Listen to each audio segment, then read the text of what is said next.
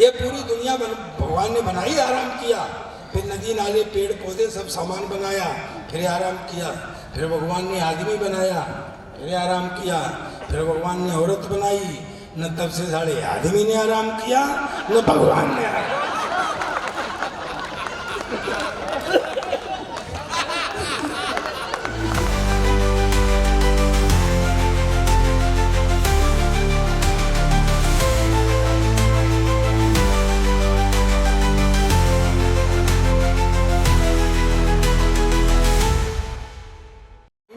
कौन कौन आ रहा है? इंटरवल है। हाँ भैया भैया 2 माला जोड़ लो। यार तुमसे हद हो गई भगवान कसम, ने ऐसे कंजूस आदमी तो मैंने कहीं नहीं देखे। मतलब एक तो माला छोटी है, दूसरे उस जगह फूल नहीं लगाया है जो पीछे आती है।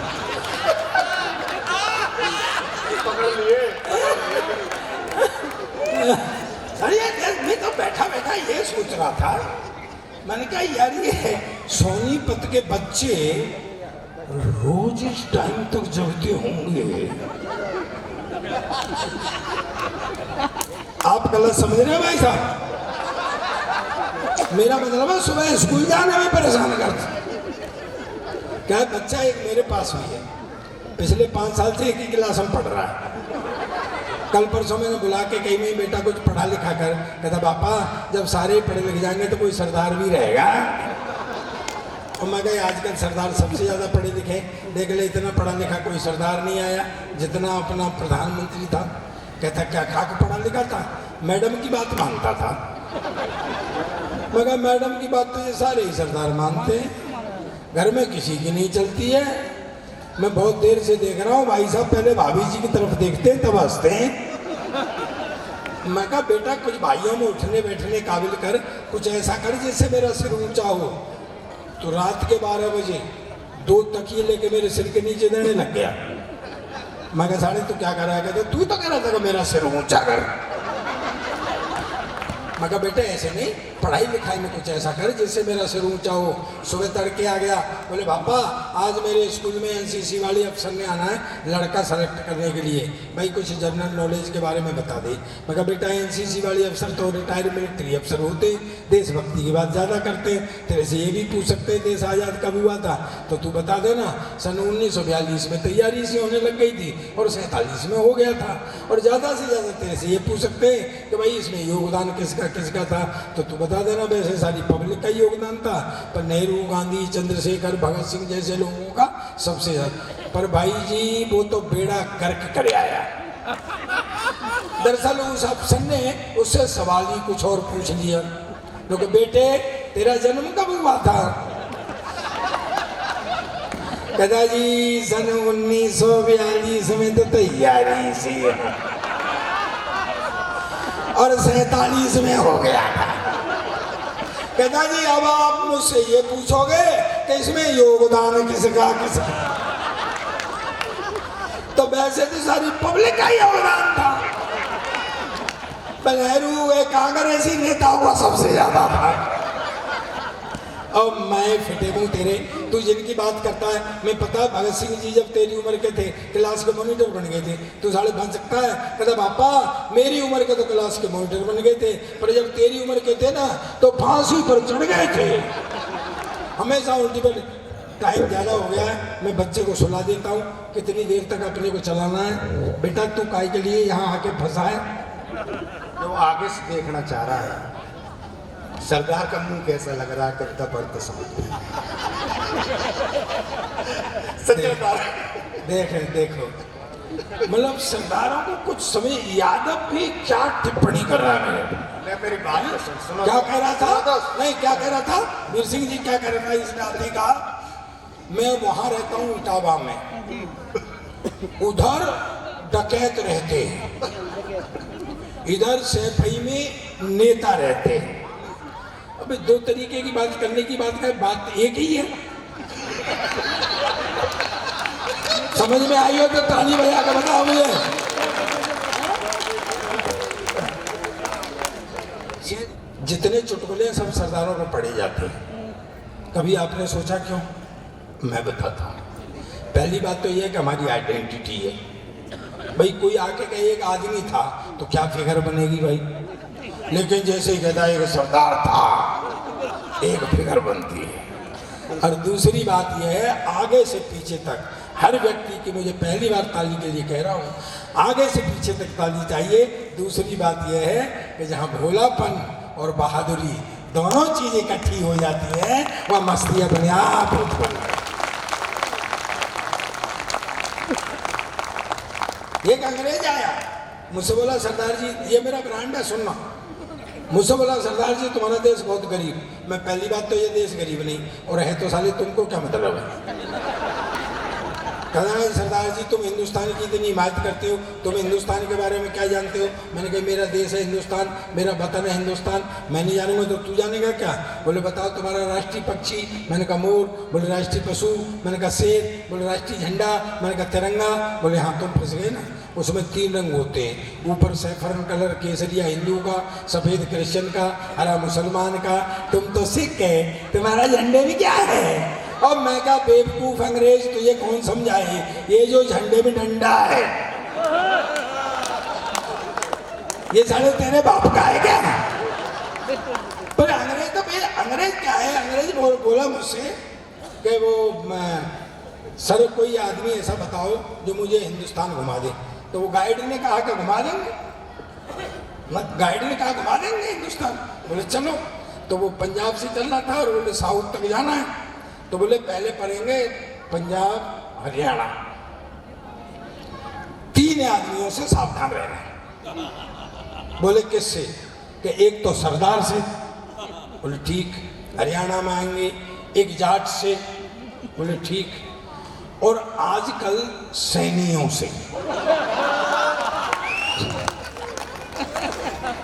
मैं इस जो हुआ है ना चुनाव, इसकी पोल खोलूंगा, मैं बता रहा हूं आपको। हाँ सुनना। एक सैनिक से बोले ठीक है चलो। चले गए, पंजाब पहुंचे, सामने से सरदार जी आ रहे थे। तो वो गाइड अंग्रेज से बोला पूछ 12 बज गए क्या? अंग्रेज बोला अभी तो 9 बज रहे हैं। अरे बोले तू पूछ ना। आ गया अंग्रेज बातों में। बोला 12 बज गए क्या? जो सरदार घूमा, डाल डाल के मारा, पटक पटक के मारा, और 9 बजे से मारा और 12 बजे तक मारा, कि साले आप बजे ही मारा। वो कूट के चला गया। बोले ये कौन था? बोले ये सरदार था। बोले यार ये तो खतरनाक था। हरियाणा में आ गए, एक चौधरी चला गया जाट सामने से। तो वो उनने कहा कि मूंछ पे ताव दे, मूंछ पे ताव। अब अंग्रेज को मूंछ पूछ तो थी नहीं, वो ऐसे ऐसे करने लग गया। चौधरी बोला अच्छा खेत है नहीं और हल चला रहा है। 2 धोबी पार्टी इधर से 2 वो बोले यार ये और ज्यादा खतरनाक था। तो उसने कहा ताली आनी चाहिए भाई, आजकल देखो मैं बता रहा हूँ जो पीछे गुजरा है। हाँ रुको।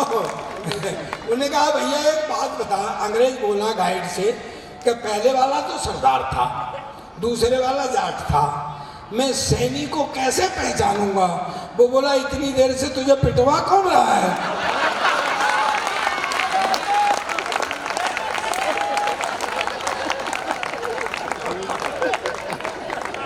ये गए चुनाव का चित्र है भाई। 4 आदमियों को फांसी हो गई, हिंदू मुस्लिम।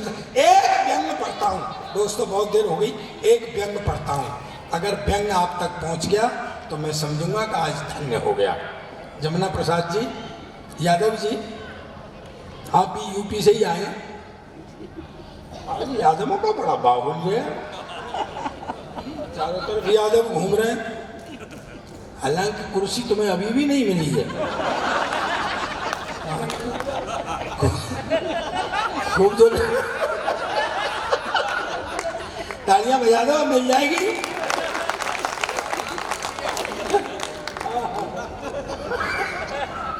क्या है? एक व्यंग पढ़ता हूं, अगर आप तक पहुंच गया तो मैं धन्य हो जाऊंगा। अंग्रेज मुझसे बोला सरदार जी आपका देश गरीब इसलिए कि तुमको पता है हमारे यहाँ का एक मजदूर महीने में $5,000 कमाता है। व्यवस्था पर व्यंग करता हूँ, मैं देखता हूँ शिक्षा संस्थान के अंतर्गत बैठे हुए लोग कितना जुड़ेंगे व्यंग से। व्यवस्था पर व्यंग करता हूँ। उन्होंने कहा, बोले सरदार जी तुम्हारा देश गरीब इसलिए कि तुमको पता है हमारे यहाँ का एक मजदूर महीने में $5,000 कमाता है, यानी तुम्हारे यहाँ का लगभग 4 लाख रुपया। मैंने कहा भाई $5,000 कमाता है, फिर बोला $4,000 खर्च कर देता है। मैं कहा भाई $5,000 कमाता है, $4,000 खर्च कर देता है, काहे पे कर देता है? बोला हमारा सरकार ये नहीं पूछता है। तो मैं कहा ये कौन सी बड़ी बात है? व्यंग आ रहा है मुझे बताना समझ के। मैं कहा ये कौन सी बड़ी बात है? मेरे यहाँ का एक MLA MP 10,000 रुपये तनख्वाह पाता है और महीने में 1 करोड़ खर्च करता है। आप तक अभी पहुंचा नहीं व्यंग, मैं फिर मौका देता हूँ। अंग्रेज उचट गया, बोले व्हाट, 10,000 रुपये तनख्वाह, 1 करोड़ खर्च करता, कहाँ से लाता? मैंने कहा हमारी भी सरकार नहीं पूछती है। बोल बाके बिहारी लाल की। बहुत बढ़िया सर। ये देश भाई साहब,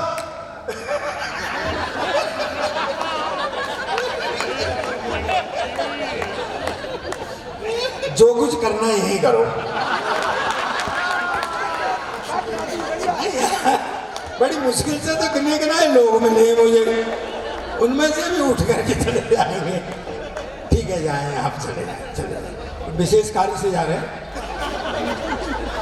घर जा रहे हैं क्या? नहीं नहीं, घर जा रहे हो तो मैं जाओ तुम्हें शराब देता हूं, बच्चे जगते हुए मिलेंगे।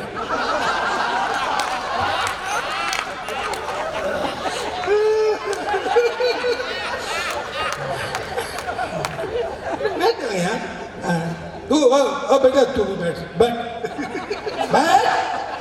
बैठ जा, चल अरे जगह देख बैठ। अरे वो शूट कर रहा है, शूट कर। हाँ यार, तेरा ब्याह हो गया? कैमरे से शूट नहीं हुआ तो घर जाके क्या करेगा? ये अपने साथ का है? ऐसे आदमी तो तू बताता कौन है को, कौन कौन को ले आता है? हाँ?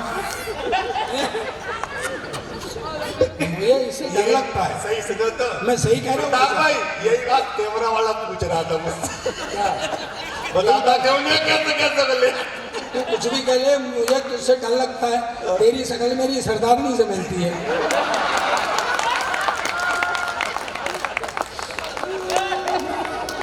तो मुझे छेड़ मत, मेरा टाइम निकल गया है।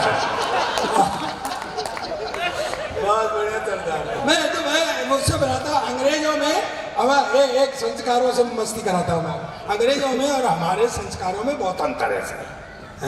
जैसे अंग्रेज अगर गा रहे हो तो ऐसा लगता है रो रहे हैं, और हम तो जब रो भी रहे होते हैं ना तो ऐसा लगता है गा रहे हैं। सही, बिल्कुल बिल्कुल सही बात है। आप वीर सिंह जी कभी अंग्रेजी CD लाना गाने की,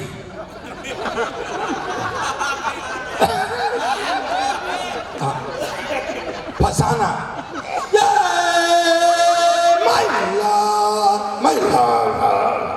खड़ा ऐसा लगता रो रहेगा। पिछले दिनों में UK गया था, तो मैं आयरलैंड, स्कॉटलैंड, इंग्लैंड, हमारे 2-2, 3-3 प्रोग्राम थे, सच्चा कैसा बता रहा हूँ। तो मेरा एक दोस्त बड़ा पुराना वोल्फिंग सिंह, वो रहता है बर्मिंघम में। उन्हीं दिनों उसका फादर एक्सपायर हो गया। मेरी तरफ ऐसे क्यों देख रहे भैया? अरे यार, हिंदी में उसका बाप मर गया। तो एक बात बताना दोस्तों, ये हमारे संस्कार हैं। कहीं गमी हो जाए रिश्तेदारी में, प्यार प्रीत में, मोहल्ले में, कहीं भी, तो हम लोग अफसोस जाहिर कर देने जाते हैं। तो मैंने कहा यार, मैं इंडिया में होता तो आता नहीं, यहाँ आया हुआ तो अफसोस जाहिर कर आता हूँ। सरदारनी मेरे संग में थी, बोले जी मैं भी चलूँ? मैं कहा चल। हम चले गए। जिसका फादर एक्सपायर हुआ था, वोल्फिंग सिंह, वो खड़ा हुआ। अंग्रेज आ रहे और अपने तरीके से अफसोस जाहिर कर रहे। I am very sorry, your father expire. चला गया। दूसरा, your father has dead, I am very sorry. अच्छा, मैं खड़ा खड़ा सोच रहा, मैं कहा भाई ये सॉरी क्यों बोल रहे हैं, इसका बाप इन्होंने मारा है क्या? भैया सरदारनी शुरू हो गई। अरे तू कहाँ चला गया मेरे पप्पू के पापा के दोस्त के बापू। भैया अंग्रेज ने पुलिस बुला ली कि साले हमारा बाप मर गया और तुम्हें गाने सूझ रहे हैं।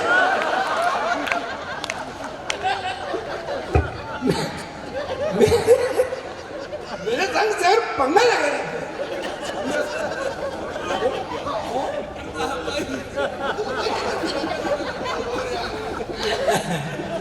तू बहुत देर से और बहुत जोर से हंस रहा, फट मत जाइयो।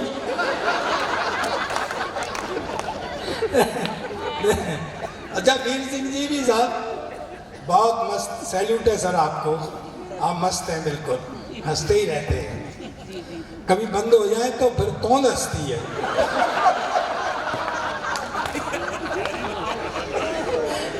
कहीं ना कहीं से हंसते ही रहे होते। हाँ। सर क्या है, ये अपना देश विचित्र है।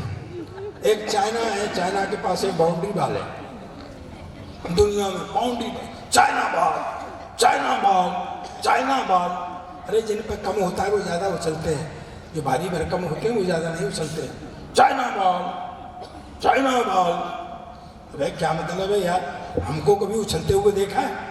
हमारे पास अग्रवाल, खंडेलवाल, सबसे कलेसीवाल केजरीवाल, ठंड पड़ रही हो तो वो सवाल, ज्यादा ठंड हो तो जायसवाल।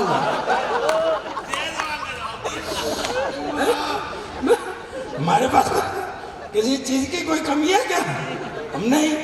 वो कह रहा है वो मैं उनके यहाँ गया और ये सच नहीं बताई इसने। अच्छा, ये शेर पढ़ रहा था, क्या हम नहीं पढ़ सकते क्या? प्यार मोहब्बत हम भी कर सकते हैं। और पंगा है, सुनिए, एक मतलब और एक शेर पढ़ता हूँ, आप समझदार हैं।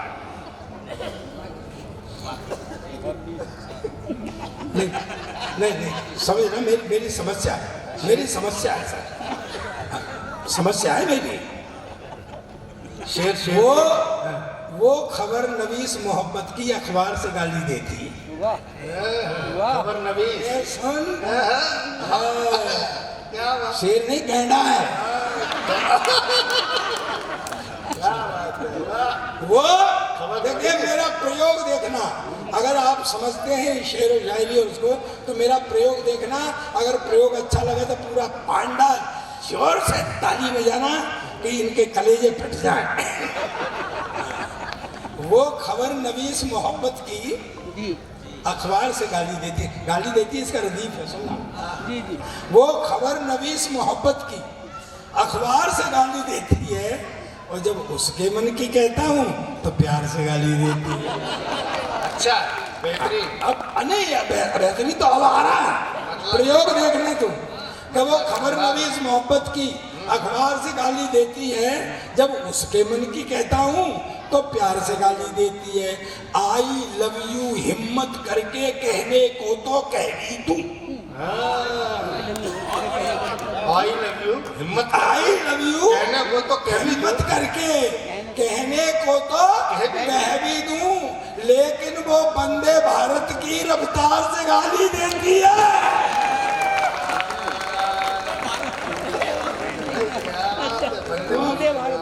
वो वंदे भारत की रफ्तार से गाली देती है। हालांकि मैं ये खाम खा के बातें करता नहीं हूँ, मैं शेर शायरी में और उसमें क्या रखा है, जो कुछ करना है प्रैक्टिकल करो। हैं? सही बात। भाई तुम्हें अभी रसगुल्ले दे दिए जाए, आप हाथ में लेकर के, क्या रसगुल्ला है, रसम निकल रहा है, गोल गोल है, अच्छा ऐसे करोगे या उसको खाओगे? तो बस वही है,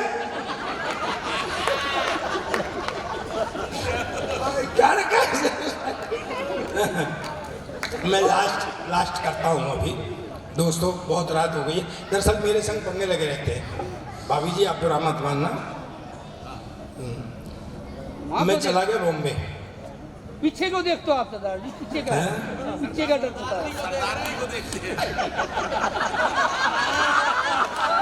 आप क्या लग रहा? नहीं एक मिनट, अच्छा तुम यही क्यों देख रहे हो कि मैं कहाँ देख रहा हूँ? पकड़ में बात आती है।